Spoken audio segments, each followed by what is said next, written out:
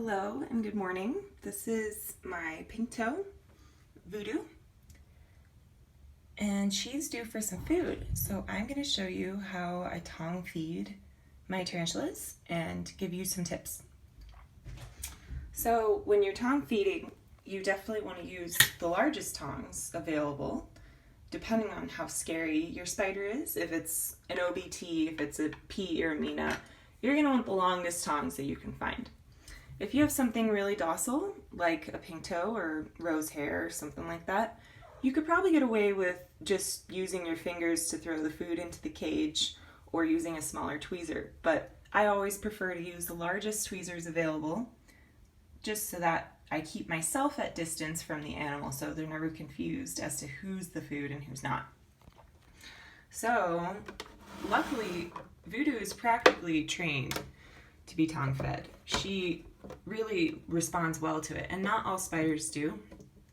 Some will, and some you can just never get to feed off of the tongs. They'll never do it for you. But other ones, will readily feed from the tongs. I've found that kind of starting the practice off early helps. So when they're nice and small, you're gonna wanna do that as much as possible. So let me try to angle this camera here so that everyone can see what's going on. And it looks like she is starting to hear that there are crickets available for her, and she's getting very excited. I'm gonna set this down for 1 minute.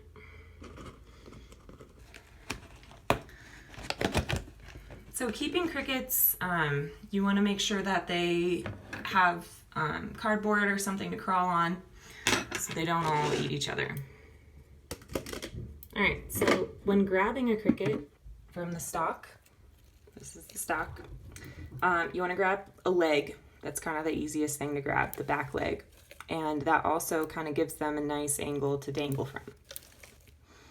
So you want to go for ones with nice big black back legs, like this one. And look, it's flailing, it's doing the whole thing. So you want to present the food pretty close to the spider.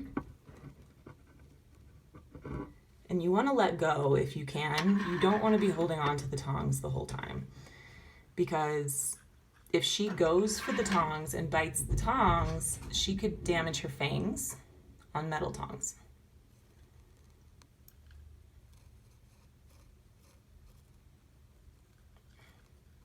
So you want the prey item to struggle in front of her, and maybe that'll trigger her to want to go and grab it. Once she knows what it is.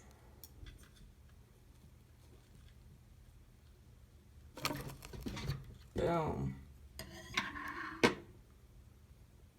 So yeah, you can see how even though she's a docile species, even though she's, very gentle and not aggressive, she still will go for that cricket when it's time. So you want to make sure that your hands and everything else are out of the way. So that's why I always recommend those nice long tongs when you're working with animals of this nature.